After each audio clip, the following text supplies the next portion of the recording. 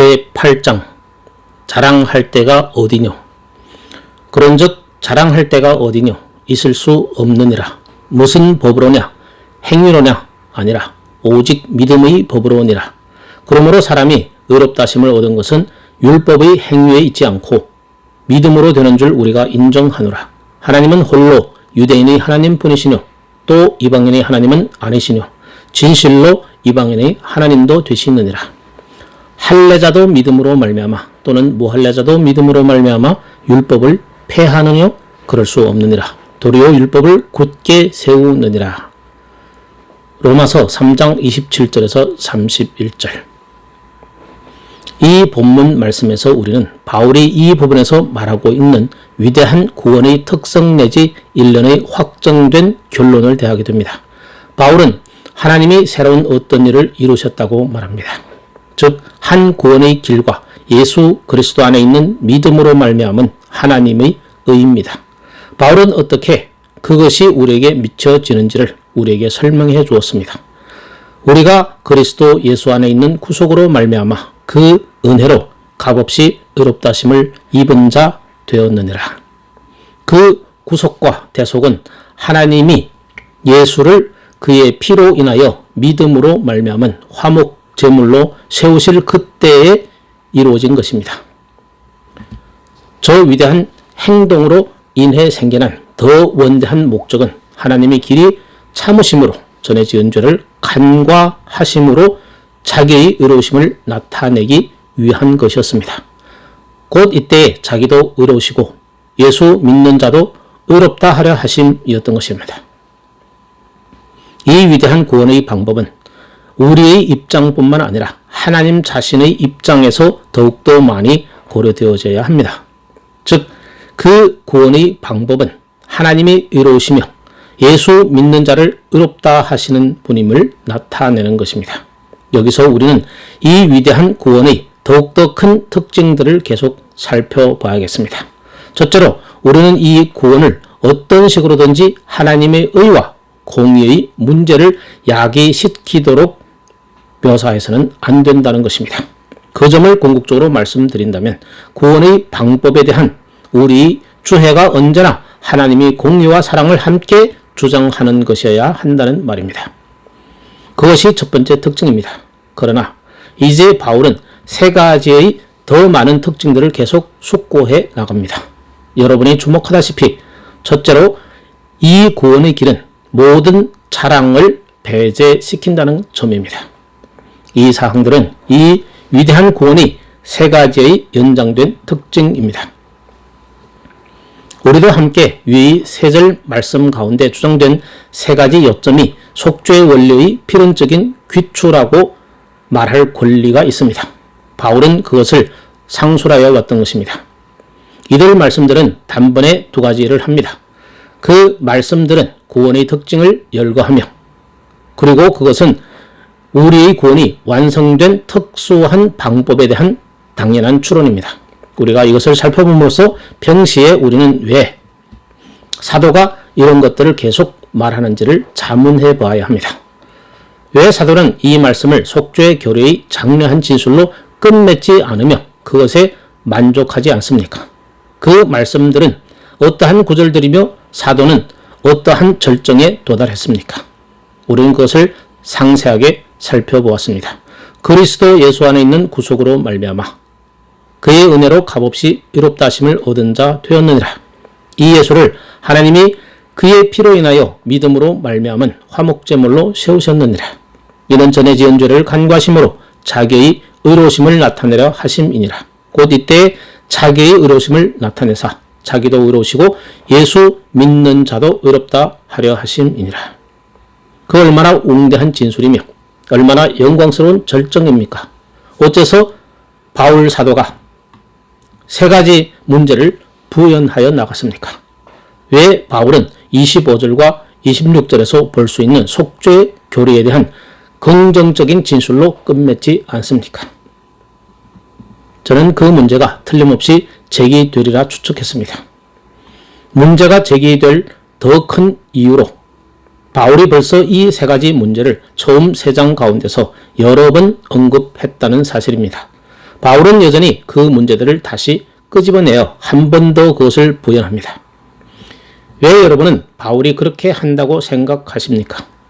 이것이 제게 극히 중요한 일이기 때문에 저는 그 문제를 제기하고 있는 것입니다. 이 위대한 바울 사도는 단순히 그것만을 부연하기 위해서 이같이 일을 하지는 않습니다. 그는 분명 타당한 이유가 있어서 반복해서 말했던 것입니다. 잠시 동안 저는 성경을 읽는 방법에 대한 문제를 다루어 나가겠습니다. 이것은 어느 의미에서 순전히 기술적인 문제입니다. 그러나 이것은 성경 연구의 기술에서 아주 중요한 문제입니다.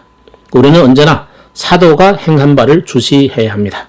바울이 이 같은 일을 할 때는 멈춰서서 왜 그가 그렇게 했는가? 우리는 자신에게 물어야 합니다. 왜 그는 이 위대한 절정에서 머무르지 않는가? 왜 그가 그렇게 자주 언급했던 3가지 문제로 다시 돌아오는가? 그는 이미 2장 17절에서 유대인들이 자랑하는 경향을 취급했었습니다. 보라, 유대인이라 칭하는 내가 율법을 의지하며 하나님을 자랑하며 할례자며 율법을 자랑하며 등등입니다. 그런데 여전히 그는 다시 그 문제로 돌아오고 있습니다.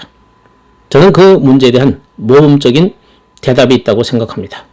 첫째, 바울은 주제의 위대성 때문에 그렇게 하는 것입니다. 이 주제는 너무나 크고 중요하고 치명적이라서 그것에 대해 다소라도 오해가 있어서는 안 됩니다. 바울은 단순한 문장 형식이나 문체보다 그 점에 더 큰 관심이 있었습니다. 문학적인 입장에서는 클라이막스에 도달한 이후에 더 부연해 나가는 것은 좋지 않습니다. 바울은 문학적인 사람이 아니라 복음 전도자요, 설교자요, 교사요, 그리고 그리스도의 사신이었습니다. 그는 자기 서신의 문학적인 형식에는 관심이 없었습니다. 그가 알고자 갈망한 것은 서신을 받는 사람들이 이 진리를 참말로 알았는지 그리고 그것을 파악했는지 그들은 그것에 대해 아주 명백한가 하는 점이었습니다. 그는 전혀 그들과 무모한 짓을 하고 있지 않습니다. 그 일을 여러 번 언급하여 일종의 클라이막스를 손상시킴을 무릅쓰고라서도 그것을 아주 확실하게 하기 위해서 다시 되돌아온 것입니다. 그것은 너무나 중대하고 사화를 좌우하는 것이기 때문에 그것에 관한 어떠한 오해도 있어서는 안 됩니다. 이것이 첫째 이유입니다. 두 번째 이유는 이렇습니다. 우리의 죄스러운 상태 때문에 진리가 긍정적으로 뿐만 아니라 부정적으로도 진술되어야 한다는 것입니다. 만일 사람이 죄를 짓지 않았다면 진리를 긍정적으로 말해도 좋습니다. 그러나 사람은 죄인이기 때문에 그것으로 결코 충분하지 못합니다. 그러므로 여러분은 성경의 모든 곳에서 특히 교훈적인 부분에서 긍정적일 뿐만 아니라 부정적으로 되어 있는 것을 발견할 것입니다. 진리의 긍정적인 면만을 말하는 것 가지고는 충분하지 못합니다. 역시 그것은 무엇이 아니라는 부정적인 것을 지적해야 합니다. 부정적인 것은 그 가르침의 주의를 집중시키는데 또한 가르침을 부각시키는데도 그리고 그것을 정의하는데도 도움이 됩니다. 그러나 저는 현대 기독교인들이 부정적인 것을 좋아하지 않는다는 인상을 받았기 때문에 그것을 강조하고 있는 것입니다. 현대 기독교인들은 우리들이 원하는 것은 긍정적인 진리 그것뿐이다. 당신은 그러한 부정적인 것에 과다한 노력을 기울일 필요가 없다고 말합니다. 그러나 그들이 그렇게 말한다는 바로 그 사실이 그들이 얼마나 극심하게 부정적인 것을 필요로 하는가를 뜻하는 것입니다. 그들은 자기들의 무지를 드러내놓고 있습니다. 그들은 바울 사도가 에베소에서 묘사했던 처지에 있는 것입니다. 그들은 어린아이 같이 모든 교훈의 풍조에 밀려 요동합니다. 에베소서 4장 14절. 성경은 적극적인 면뿐 아니라 그 부정적인 면을 강조함으로써 우리 입장을 확고하게 합니다. 그가 그렇게 하는 더 큰 이유는 바울은 그때 당시에 많은 사람들의 마음 가운데 있는 실제적인 난제를 다루고 있었다는 것입니다. 예를 들어 유대인들은 복음에 대해 실제적인 곤란에 처해 있었습니다. 복음은 그들에게는 겉으로 보기에 구약 전체를 벗어나고 있는 것처럼 느껴졌습니다. 바울은 벌써 3장 초도에 그 문제를 언급했었습니다. 그러나 다시 그 문제로 되돌아옵니다. 바울은 유대인들이 이러한 것들을 집요하게 붙들고 있다는 것을 알았습니다. 우리는 얼마나 편견적인 존재들입니까? 우리는 우리 편견을 붙잡고 있습니다. 혹시 그렇게 말하면 어떨까요? 편견이 우리를 붙잡고 있다고. 이제 바울 사도는 이 점을 유대인들에게 설명하기를 원했습니다. 복음 밖에 있는 유대인들에게도 역시 마찬가지입니다. 사도 베드로의 경우가 이 문제에 대한 모범적인 예증이 되겠습니다. 바울이 갈라디아서 2장에서 베드로에 대한 언급을 하는 것을 여러분은 아실 것입니다. 베드로는 복음이 이방인들에게 허락되었다는 사실을 알기 위해 갔습니다. 하나님께서는 그에게 환상을 보여줄 때 고넬료를 통해 이 진리를 가르쳤습니다. 사도행전 10장 9절에서 16절. 그래서 베드로는 이방인들에게 복음을 가르쳤으며 자기가 그렇게 하는데 대해서 변명하기까지 했습니다. 그러나 그 후에 베드로는 갑자기 진리로부터 벗어나기 시작했습니다. 안디옥에서 내려온 어떤 외식자와 유대주의자가 워낙 그럴듯하게 하는 바람에 베드로는 유혹되기까지 했습니다. 옛 유대적인 선입견이 머리를 든 것입니다. 그래서 바울은 면박을 주어야 했던 것입니다. 그리고 바울 사도는 로마 교인들 가운데 개종한 유대인들이 이 문제에 대해 아주 분명해지기를 갈망했던 것입니다. 아직도 거기에는 그리스도인은 되었으나 유대인이라는 것 때문에 자기들은 다른 사람들과 다소 다르며 우월한 위치에 있다고 생각을 가지고 머뭇거리는 유대인들이 있었습니다. 그들은 차별의 중간담이 단번에 무너졌다는 것을 알지 못했습니다. 이제 바울은 그 점을 알고 이 문제로 다시 돌아온 것입니다. 이 문제에 대한 저희 최종적인 소견은 그 위대한 바울 사도가 단순한 긍정적인 진술에만 한정시키지 않고 논증과 논박을 깊숙이 들어갔다는 것입니다. 그것은 그가 그렇게 해야 할 것을 느꼈기 때문입니다. 저는 현 시점에 있어서 논증과 논박의 전체 문제에 관해 아주 그릇되고 이완된 그리고 허황된 생각들이 아주 많이 있다고 느껴졌기 때문에 이 점을 지적하는 것입니다. 논쟁을 싫어하는 사람들의 태도는 마치 우린 그런 논쟁은 필요 없어. 우리에게 단순한 메시지, 단순한 복음, 그것을 달라. 복음을 긍정적으로만 말해달라. 다른 관점에 열을 내지 말라고 말하는 것과 같습니다. 중요한 것은 만일 우리가 그처럼 짓거린다면 성경을 부인하고 있다는 것을 깨달아야 한다는 것입니다.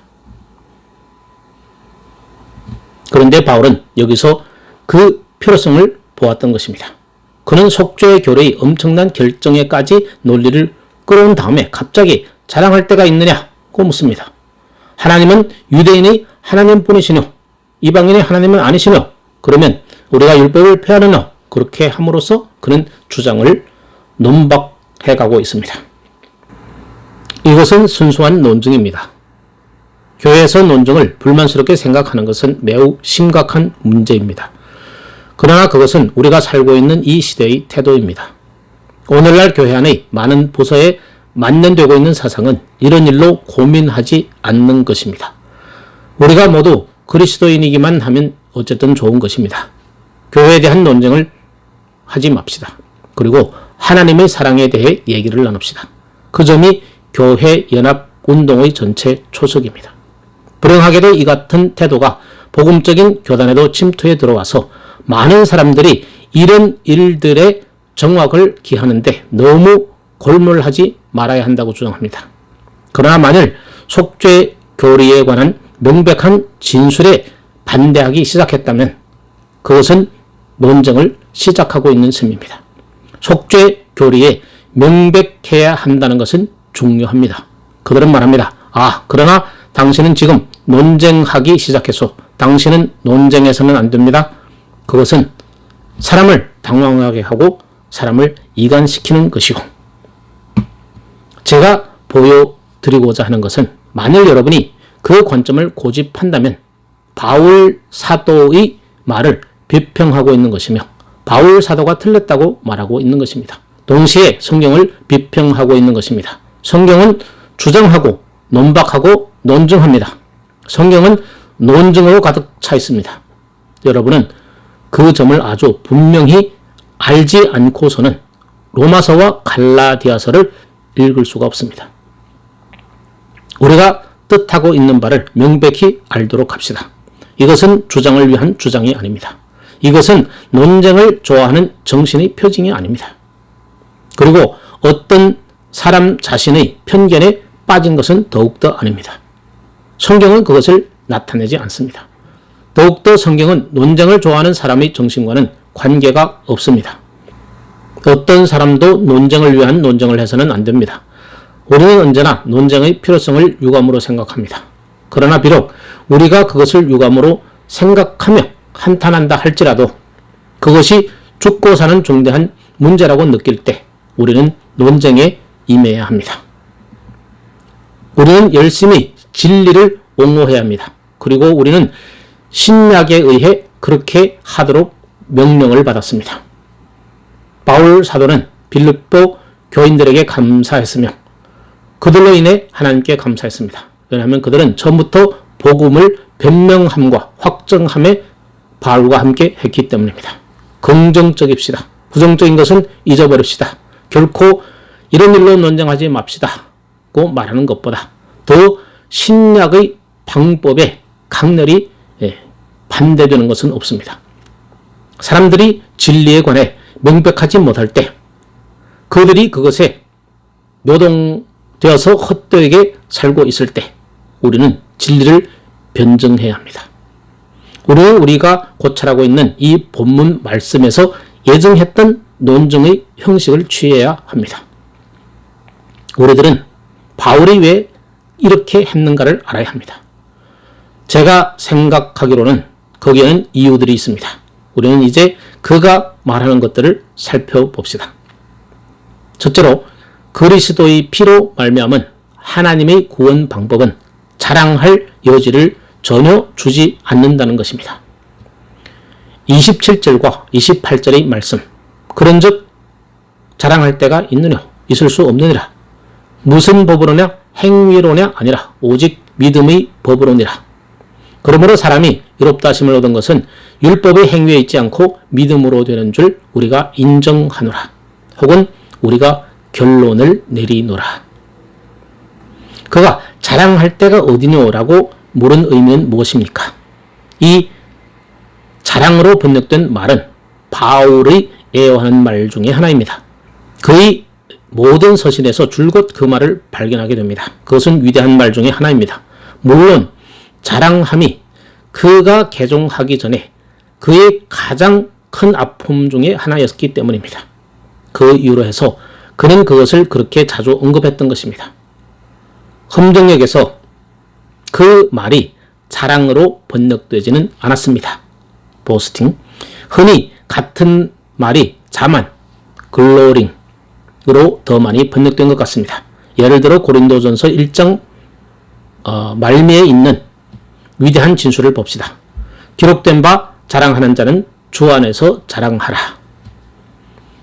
험정역에서는 여기 자랑이라는 말이 보스팅으로 되어 있지 않고 글로리로 되어 있다는 것입니다. 왜 하나님께서는 구원의 방법을 이런 특수한 모양으로 설정하셨습니까? 그 점은 바울이 고린도 교인들과 다투고 있는 바였습니다. 누구든지 그 앞에서 자랑치 못하게 하려는 것이니라. 바울은 그것이 자신의 문제거리였던 것처럼 유대인들에게도 아주 중요한 고민거리라는 것을 알았기 때문에 이 말을 도입한 것입니다. 그는 2장 17절에서 그것을 언뜻 비치고 있었습니다. 유대인이라 칭하는 내가 율법을 의지하며 하나님을 자랑하는 내가, 유대인은 나는 하나님의 백성 중 하나요, 하나님은 나의 하나님이라고 말했던 것입니다. 그는 그 점에서 자랑하고 있었습니다. 율법을 자랑하고 자신을 추켜 세우고 이방인을 멸시했습니다. 이방인을 들깨로 취급했던 것입니다. 그 어마어마함, 어떤 사람이 그랬냐 하면 다름 아닌 변화되기 전의 다소 사람 사울이었습니다. 빌립보서 3장을 다시 읽어보십시오.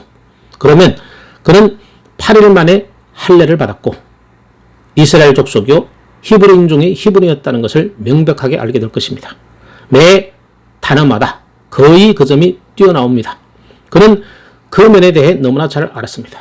그래서 그는 그 점을 그렇게 자주 설파했으며 그렇게 빈번하게 되풀이했던 것입니다. 그는 가말리엘 문화에서 바리새적인 훈련을 받은 누구보다 뛰어났고 더 많이 알고 모든 동료들을 능가하는 바리새인이었습니다.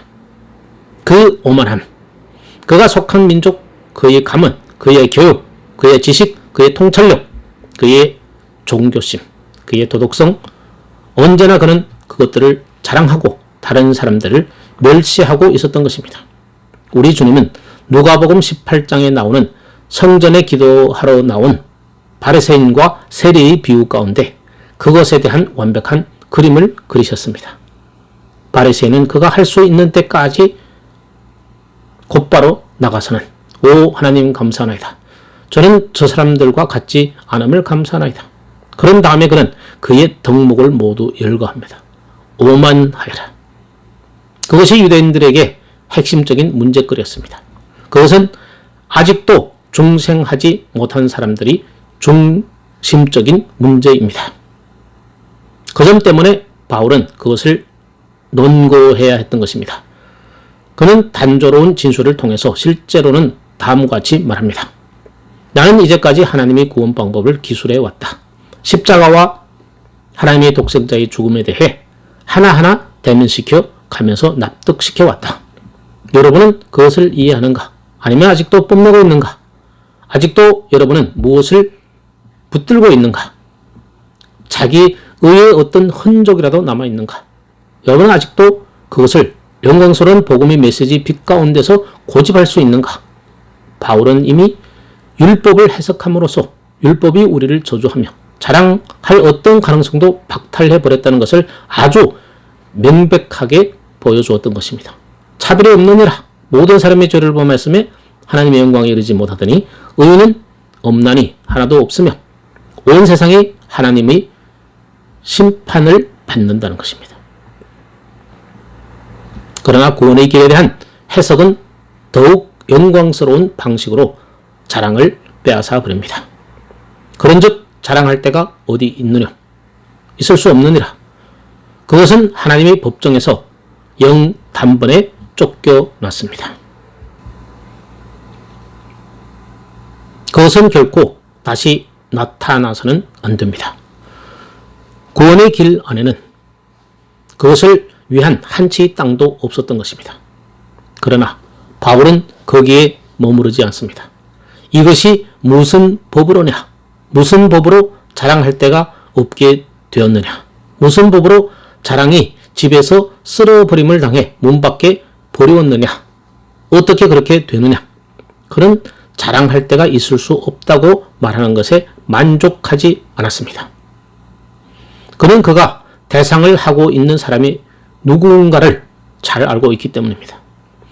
인간의 죄의 본성, 유대적인 선입견, 기독교인이 생활에 침투하기까지 한 이 도덕적이고 종교적인 선입견, 이것들은 기독교인들을 다시 원위치로 돌아가게 하려고 무진 애를 쓰고 있습니다. 바울은 그것을 알았습니다. 만일 여러분이 그것을 문 앞에서 내쫓는다면 그것은 문 뒤에서 다시 들어오려고 애씁니다. 그것은 언제나 방문 앞에 있습니다. 여러분은 항상 그것을 쓸어버려야 합니다. 그래서 바울은 다시 그것을 거론합니다. 무슨 법으로냐? 그가 여기서 법이란 말을 사용했다는 사실이 사람들을 혼란케 했습니다. 행위의 법으로냐? 아니라 오직 믿음의 법으로니라. 그가 여기서 법이라고 말할 때 그것은 무엇을 의미합니까? 그가 모세의 율법을 뜻하지 않는 것은 확실합니다. 왜냐하면 그는 똑같은 표현을 신앙에도 사용하고 있기 때문입니다. 그가 여기서 말하는 법은 원리입니다. principle. 무슨 원리로 그렇게 되는가? 사람이 행하는 행위의 원리인가? 아니라 오직 믿음의 원리론이라. 여기서 법은 언제나 체계로 대신합니다. 이 서신에서 여러 번 그런 식으로 법이란 말을 사용하고 있는 것을 발견할 것입니다. 우리가 여기서 대하고 있는 것은 너희가 무슨 원리로 자랑할 데가 없다고 말하느냐? 사람이 하는 행위의 원리로냐? 아니라 믿음의 원리론이라. 이것은 무엇을 의미합니까? 여기서 다시 우리는 이 문제들을 거론하며 논증해 나가는 것이 중요하다는 것을 알게 됩니다. 오늘날 어떤 대중적인 종류의 복음 전도단의 가르침은 바울이 여기서 말하는 바는 아주 단순하다고 주장합니다. 그들은 주장하기를 하나님은 무엇보다 먼저 인류에게 행위의 율법을 특별히 유대인들에게 주셨다는 것입니다. 하나님은 그들에게 율법을 주시고 말씀하시기를 너희가 그것을 행하면 구원을 얻을 것이라고 했습니다. 그러나 그들은 그것을 행하지 못했고 아무도 그것을 행할 수가 없었습니다. 모든 사람들은 율법을 지키지 못했습니다. 그래서 하나님은 어찌 하셨습니까? 하나님은 새 법을 주셨습니다. 하나님은 사람이 지킬 수 없었던 첫 율법을 한쪽에 제쳐놓고 이제 하나님은 인류에게 임하사 말씀하십니다. 나의 사랑 안에서 나는 너희에게 좀 더 쉬운 것을 제시하겠노라. 나는 더 이상 내게 모세로 말미암아 준 율법을 지키라고 말하지 않겠노라. 너는 그것을 지키지 못했어. 한 사람도 없었노라. 좋아. 이제 너희에게 내 사랑의 위대함을 보여주기 위해 너희 적성에 맞는 무엇을 하라고 요구하겠노라. 내가 너희에게 하라고 요구하고 있는 전부는 내 아들을 믿으라는 것이다. 그리고 내가 그렇게 한다면 구원을 받을 것이라. 저는 이것을 상상하고 있는 것이 아닙니다. 그것은 실제적으로 가르쳐지고 있는 것입니다. 그리스도 안에 있는 구원의 길은 단순히 하나님께서 지금 우리에게 우리가 할 수 있는 무엇을 하라고 하는 것이며 곧 그것이 믿기만 하는 것이고 하나님은 더 이상 우리가 할 수 없는 행위를 요구하지 않습니다. 그는 지금 우리에게 단순히 그의 아들을 믿으라고만 하시는 것입니다. 그것을 신앙의 법이라고 부릅니다. 행위의 율법은 더 이상 적용되지 않습니다. 그것은 이제 신앙의 법을 지키는 문제이며 우리가 할 수 있는 것입니다. 그러나 그러한 해석은 불가능합니다. 저는 여러분에게 그것이 왜 그러하며 철저하게 잘못되어 있는가에 대한 이유를 보여드리겠습니다. 이 3장의 마지막 절만으로 충분합니다. 그 구절 자체만으로 그것이 얼마나 무섭게 틀렸는가를 보여주기에 충분합니다. 바울은 질문을 던집니다. 우리가 믿음으로 말미암아 율법을 폐하느뇨? 그는 거기서 모세를 통해 준 율법에 대해 말하고 있는 것입니다. 그는 그럴 수 없느니라고 대답합니다. 그런 추측일랑 아예 멀리 쫓아버리라고 합니다. 구원의 길은 율법을 취소하거나 무효로 하는 것과는 달리 율법을 세웁니다. 앞에서 언급한 다른 교훈은 구원의 방법은 율법을 세우지 못한다고 말했으며 그것을 멀리 축출하고는 그 자리에 다른 법을 놓았다고 사람들이 주장한 바입니다. 다른 말로 하면 그 해석은 바울이 여기서 말하고 있는 것과 정반대입니다. 더구나 만일 그렇게 주장하는 것이 바른 것이라면 자랑은 배제되지 않습니다. 만약 여러분이 옛법과 새법의 차이가 전에는 어떤 행위를 하는 것이라고 하였고 지금은 다만 믿기만 하는 것이라고 한다면 또한 만일 내가 믿으면 구원을 받는다고 한다면 믿음을 하나의 행위로 발전시키는 것이 됩니다. 가늠하지 말라, 도둑질하지 말라, 살인하지 말라. 이제는 단순히 믿는 것입니다. 좋습니다. 그러나 그럼으로써 여러분은 믿음과 신앙을 행위로 바꾸고 있으며, 그래서 믿기 때문에 어딘가 자랑할 것이 있게 됩니다. 나는 믿었고 다른 사람은 믿지 않았다. 내 믿음이 나를 구원했다. 그래서 나의 믿음의 행위가 나를 구원했노라. 이 두 가지 이유로 인하여 믿음의 법으로 라는 구절에 대한 그 해석이 거짓된 것이 드러납니다. 그것은 자랑을 배제시키지 못합니다. 또한 율법을 세우지도 못합니다. 두 번 이상의 이 간단한 논법 가운데 바울 사도는 그것이 틀렸다고 말하기 위해 자기의 가던 길을 멈춘 것입니다. 아직도 많은 사람들이 그것을 가르치고 있습니다. 그들은 말합니다. 하나님께서 그 수준을 도출해내셨고 이제 우리 적성에 맞는 것을 우리 앞에 놓으셨기 때문에 복음이 불가사의한 것이라고 합니다. 믿음으로 우리는 우리 자신을 구원할 수 있다. 그래서 모든 자랑은 물러가고 하나님의 율법이 폐지되도록 옆으로 밀어 제쳐졌다. 그리고 하나님의 율법이 다른 법으로 대치되었다. 그것이 그들의 주장입니다. 여러분은 논쟁의 중요성을 인식합니까? 바울 사도가 26절에서 클라이막스에 도달한 뒤에도 계속하여 이 문제를 다루고 있다는 것이 하나님께 감사한 일입니다. 그가 우리 어리석은 수준에 맞추어 우리 앞에 이 문제를 그렇게 명백하게 펼쳐 보인 것과 또 우리가 얼마나 쉽게 잘못될 수 있는가를 보여준 데 대해서 하나님께 감사하십시오. 만일 여러분의 생각이 믿음에 대한 자랑을 하게 한다면 그것은 잘못된 것입니다. 자랑은 모습과 형태와 자취도 감추게 되었습니다.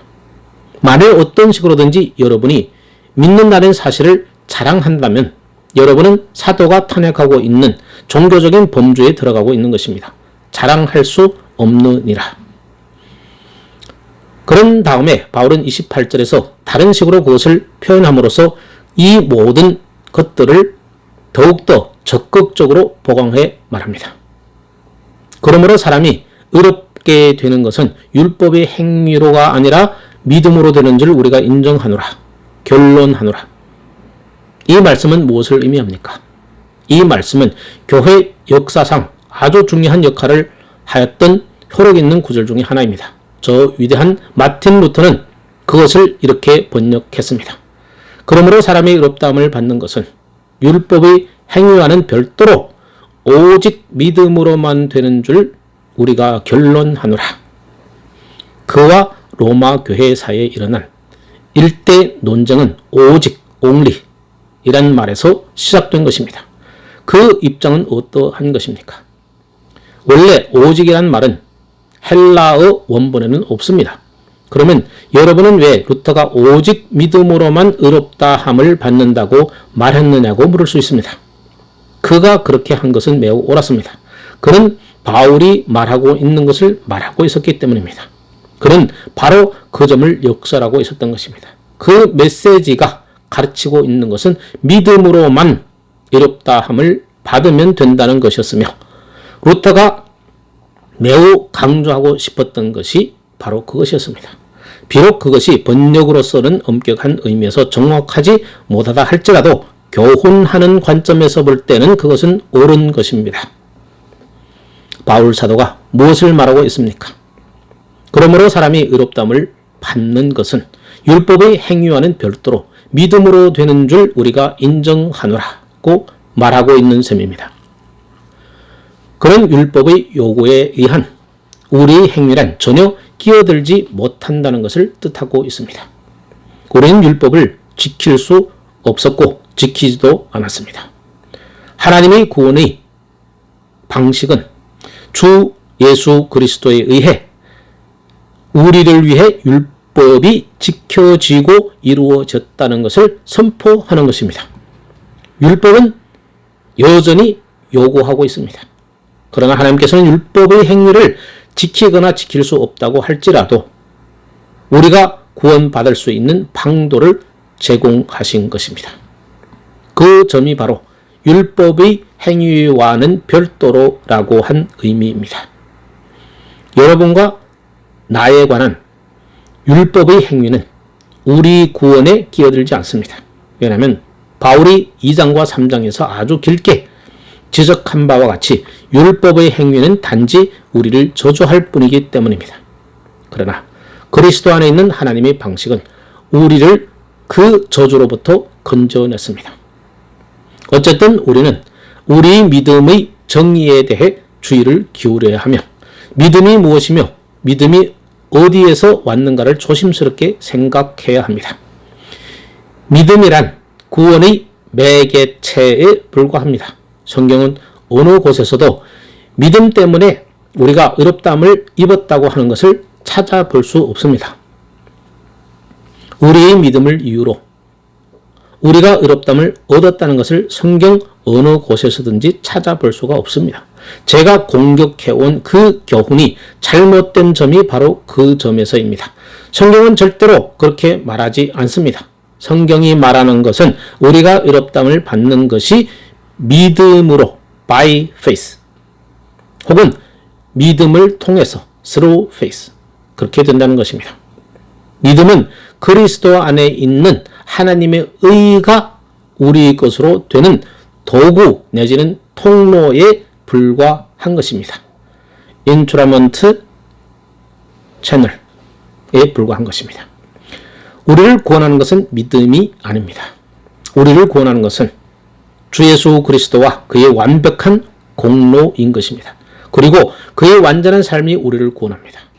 우리를 대신하여 하나님의 존전에 그리스도가 나아가심이 우리를 구원합니다.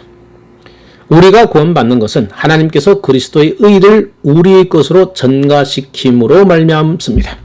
그것이 구원하는 일입니다. 믿음은 그 의가 우리의 것이 되는 통로요 매개체에 불과합니다. 그 의는 완전한 그리스도의 것입니다. 내 믿음은 나의 의가 아닙니다.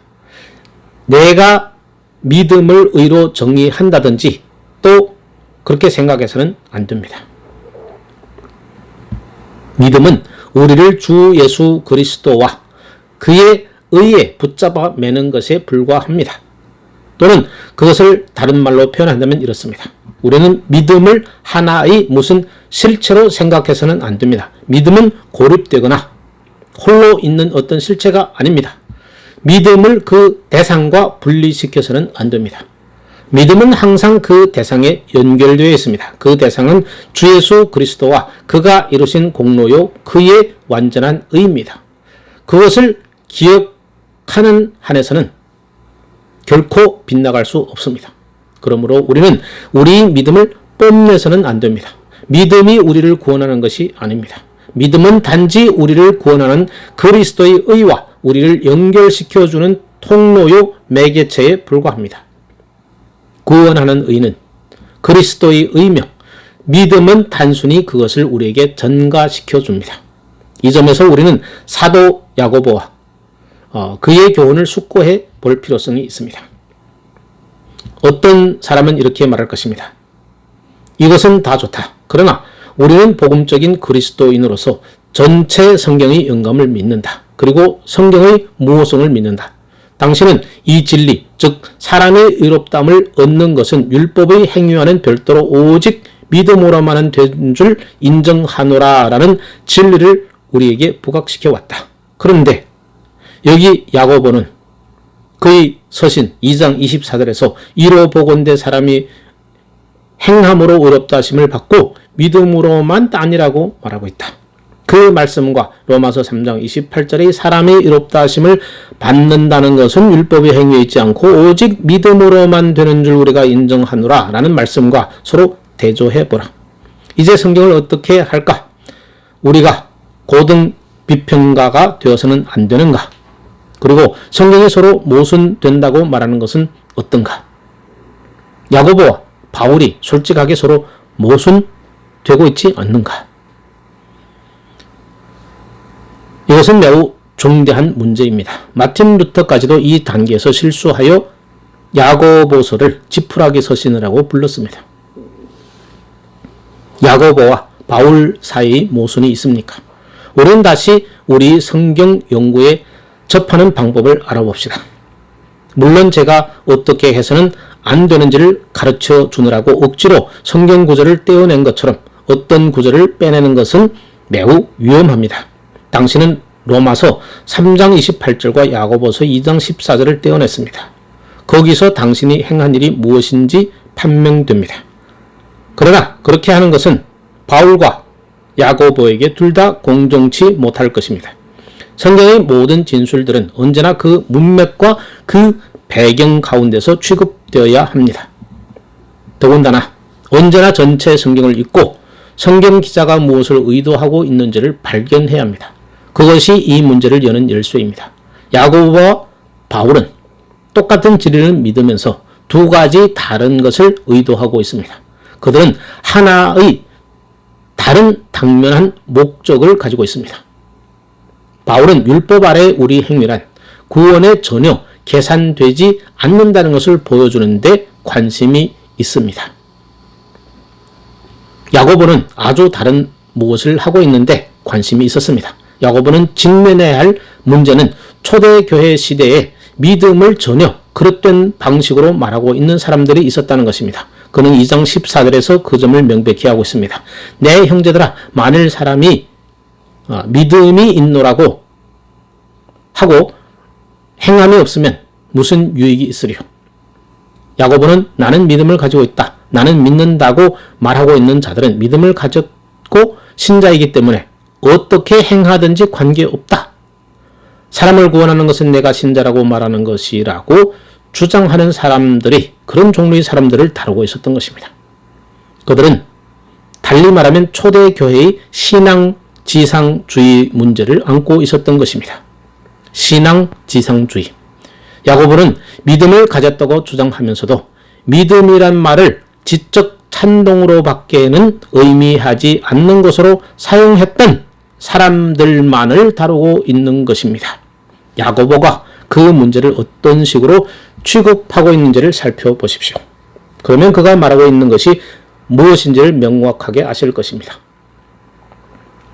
그가들은 2장 15절 16절의 예정을 눈여겨보십시오. 만일 형제나 자매가 헐벗었고 일용할 양식이 없는데 너희 중 누구든지 그에게 이르되 평안히 가라, 덥게 하라, 배부르게 하라고 하며 그 몸에 쓸 것을 주지 아니하면 무슨 이익이 있으리요? 자, 하나님이 너를 축복하기를 바란다고 말하는 것만을 가지고는 헐벗고 굶주린 불쌍한 사람을 돕지 못합니다. 만일 진정으로 돕기를 원한다면 말한 것에 덧붙여서 무엇인가를 해야 합니다. 바로 그 점이 그 문맥이며 야고보의 주장입니다. 그런 다음에 야고보는 17절에서 그 점을 적용합니다. 이와 같이 정확히 그와 같은 식으로 믿음, 행함이 없는 믿음은 그 자체가 죽은 것이라고 말합니다. 19절에서 그는 자기 주장을 펴나가는 것입니다. 내가 하나님의 한 분인 줄 믿느냐? 잘하는도다. 그것은 매우 훌륭합니다. 여러분 가운데 나는 하나님이 한 분인 줄 믿느라고 말하는 분이 있을지 모릅니다. 훌륭합니다. 귀신들도 믿고 떠느니라. 귀신들도 똑같은 식으로 하나님은 한 분인지를 믿고 있습니다. 그것은 소용이 없습니다. 하나님이 한 분 계신다고 말하는 것만을 가지고는 소용이 없습니다. 만일 여러분이 그 하나님에게 복종하거나 순종하지 않으며 그 한 하나님을 경배하지도 사랑하지도 않는다면 아무런 소용도 없다는 말입니다. 귀신들이 그렇게 믿는다고 말하는 것 자체가 소용없다는 것입니다. 야고보가 마음에 두고 있는 사람이 누구인지 2장 20절에서 나타납니다. 아, 허탄한 사람아, 행함이 없는 믿음이 헛된 줄을 알고자 하느냐? 그는 이러한 허탄한 사람에 관해 말하고 있습니다. 그 사람은 나는 믿는다, 그러므로 내가 믿기 때문에 만사 형통이다 라고 말합니다. 믿기만 하는 것, 그것이 전부다. 허탄한 사람아, 내가 말하는 것이 무엇인지 너는 깨닫지 못하고 있다. 24절에서 이러보건대 사람이 행함으로 의롭다 하심을 받고 믿음으로만 아니라고 말합니다. 왜 그는 그렇게 믿었을까요? 그것은 그가 아브라함의 관하여 말해온 것의 결과로서 내린 결론입니다. 우리 조상 아브라함이 그 아들 이삭을 제단에 드릴 때 행함으로 함께 일하고 행함으로 믿음이 온전케 되었느니라. 이에 경에 이른바 아브라함이 하나님을 믿으니 이것을 의로 여기셨다는 말씀이 응하였고 그는 하나님이 보시라 칭함을 받았나니. 아브라함은 하나님을 믿었습니다. 어떻게 합니까? 단지 그것뿐입니까? 천만에요. 그는 그 아들 이삭을 잡아 제단에 바쳤습니다. 그는 이삭을 희생 제물로 바치려는 순간에 있었습니다. 말로만 아니라 행하였습니다. 그것이 야고보의 주장입니다. 아브라함은 믿음이 허탈한 사람이 행하는 것과 같이 단순히 어떤 것을 믿는다고 말하기만 하는 것이 아니라는 바울의 논증 중의 한 예입니다. 아브라함은 자기가 참된 믿음을 가지고 있다는 것을 실제로 증거합니다. 이것이 행위가 없는 죽은 것이 아니라 살아있고 진정한 것입니다. 다른 말로 하면 믿음이란 귀신들이 가진 종류의 믿음을 의미하지 않습니다. 믿음은 반드시 어떤 것을 믿는 것만을 의미하지는 않습니다.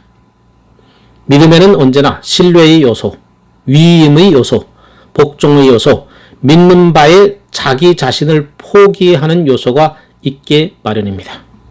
야고보는 그 2장 26절에서 모든 것 중 가장 명백한 진술로서 그것을 표명하고 있습니다. 영혼 없는 몸이 죽은 것 같이 행함이 없는 믿음은 죽은 것이니라. 그래서 야고보가 믿음을 역설하고 있을 때 다시 여러분은 그것이 하나의 논증이라는 것을 주목하십니다. 그런 마음속에 믿음과는 거리가 먼 신념을 생각하고 있었던 것입니다. 믿음은 faith, 신념은 belief.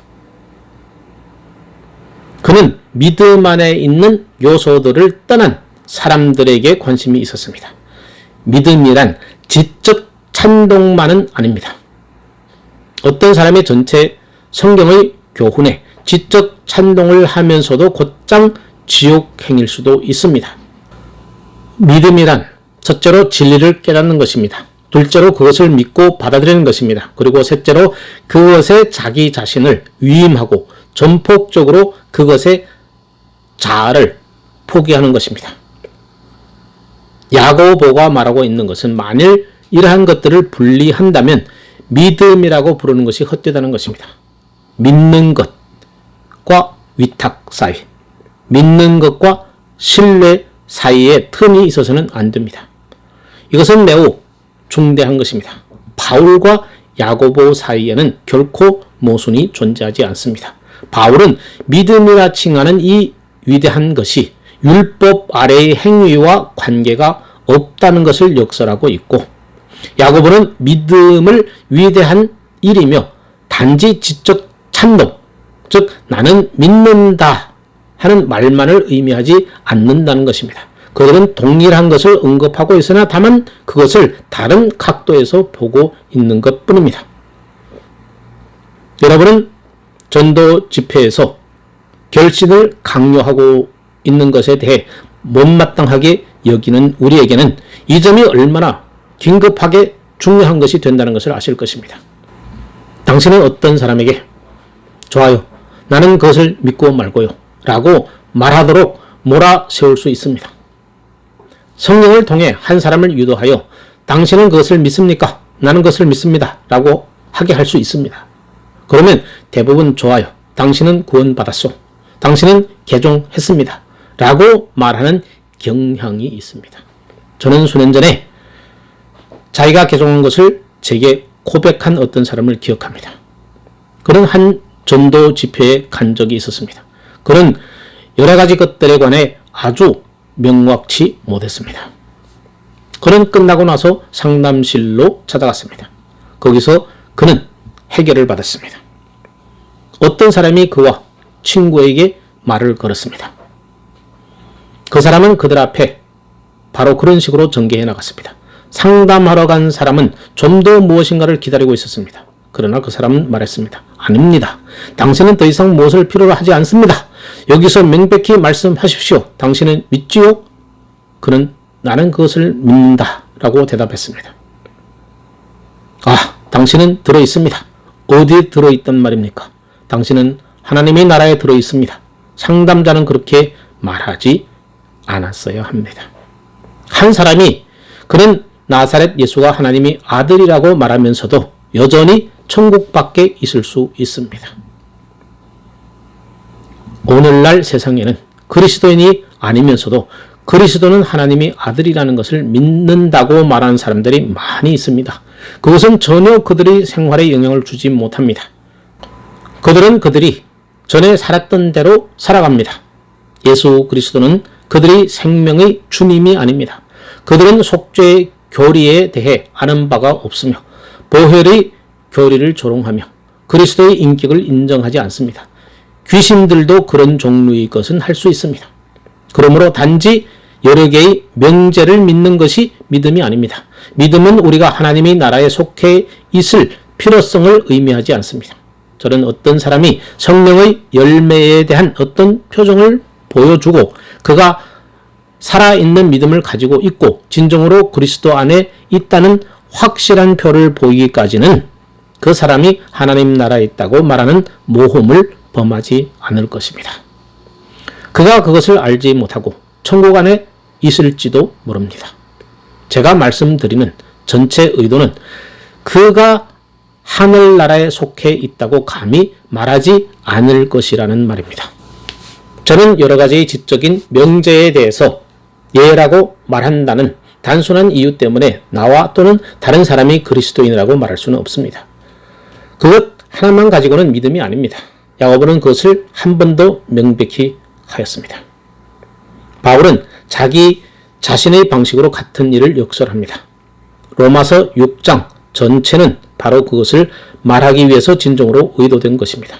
뒤에 가서 살펴보겠지만 이것이 야고보가 야고보서 2장에서 말하는 것에 대한 바울식의 주장 방법입니다.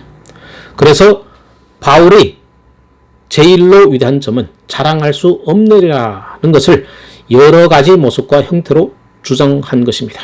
여러분은 여러분의 믿음마저도 자랑해서는 안 됩니다. 전혀 자랑할 것이 없습니다. 믿음이란 주 예수 그리스도의 의가 우리의 것이 되는 매개체이며 통로이며 수로입니다. 그래서 우리는 바울과 야고보와 함께 사람이 의롭다함을 얻는 것은 율법의 행위와 별도로 오직 믿음으로 되는 줄 인정합니다. 그러나 행위 없는 믿음이란 죽은 것이며 그것은 전혀 믿음이 아니라고 결론을 내립니다. 아멘.